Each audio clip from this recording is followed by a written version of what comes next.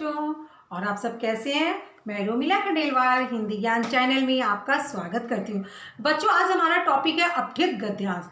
अपठित गद्यांश क्या होता है कि जो हमारा पढ़ा हुआ गद्यांश नहीं होता है, तो उसमें से हमें क्वेश्चन पूछे जाते हैं, उसमें से हमें उत्तर देने पड़ते हैं जो हम पहली बार पढ़ रहे हैं। तो चलिए हम स्टार्ट करते हैं। इसकी भाषा एकदम जैसे आप अपने शब्दों में भी लिख सकते हैं, लेकिन जो प्रश्न पूछा जाए आपको उसी का उत्तर देना है। ये सब छोटी छोटी बातों का ध्यान रखना है। जैसे अब आज हमारा टॉपिक है अपठित गद्यांश। मित्र की पहचान विपत्ति पड़ने पर ही होती है। सच्चा मित्र मिलना सरल नहीं। मित्र का चुनाव सोच समझकर करना चाहिए। मित्र का चुनाव करते समय उसके व्यवहार, आचरण जैसी बातों पर विशेष ध्यान देना चाहिए। सच्चा मित्र विनम्र, सदाचारी, विश्वसनीय तथा चरित्रवान होना चाहिए। सच्चा मित्र एक शिक्षक की भांति होता है जो अपने मित्र को सही रास्ते पर ले जाता है। बच्चों, आज ये हमारा गद्यांश है जो हम अपठित मतलब जो हम पहले कभी भी नहीं पढ़े हैं, हम फर्स्ट चांस पढ़े हैं, पहली बार पढ़ रहे हैं।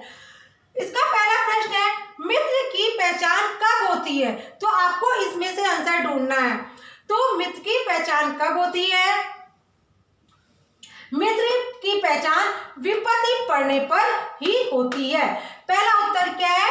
मित्र की पहचान कब होती है? मित्र की पहचान विपत्ति पड़ने पर ही होती है। आपको इसी गद्यांश में से प्रश्न के आंसर देने हैं। दूसरा है, मित्र का चुनाव करते समय किन किन बातों का ध्यान रखना चाहिए? फिर आप ढूंढिए कि क्या है। मित्र का चुनाव सोच समझकर करना चाहिए। मित्र का चुनाव करते समय उसके व्यवहार, आचरण जैसी बातों पर विशेष ध्यान देना चाहिए। फिर आपका क्या प्रश्न है? मित्र का चुनाव करते समय किन किन बातों का ध्यान रखना चाहिए?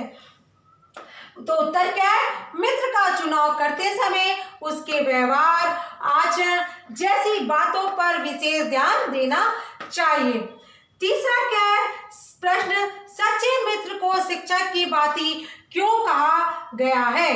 तो क्या है उत्तर? सच्चा मित्र एक शिक्षक की भांति होता है जो अपने मित्र को सही और गलत बताता है, सही रास्ते पर ले जाता है। सच्चा मित्र वही होता है जो उसकी गलतियां भी बताता है, ये नहीं उसकी झूठी तारीफ करता रहता है। तो आपका चौथा क्वेश्चन है, उपयुक्त गद्यांश का उपयुक्त शीर्षक बताइए। उपयुक्त शीर्षक क्या होगा? जो आपको ये गद्यांश दिए गए हैं, किसके बारे में बोला गया है, क्या बताया गया है, किस चीज के ऊपर लिखा है, तो आपका वही होगा। हमें ये मित्र किसके ऊपर है? मित्र के ऊपर। कैसा मित्र? सच्चा मित्र। तो इसका शीर्षक क्या होगा? सच्चा मित्र। और गद्यांश, अपठित गद्यांश करने से पहले इस बात का जरूर ध्यान रखिएगा, पहले आप 2 बार अच्छे से गद्यांश को जरूर पढ़िए, फिर आपको समझ में आएगा क्या प्रश्न है, क्या इसका उत्तर हमें देना है। और बच्चों, अपने शब्दों में भी हम थोड़ा सा लिख सकते हैं, लेकिन जो प्रश्न पूछे गए हैं उसी का आपको उत्तर देना है। और जब भी शीर्षक पूछा जाए तो आप पूरा पैराग्राफ पढ़िए, गद्यांश पढ़िए और देखिए किसके बारे में बताया गया है, वही आपका शीर्षक होगा।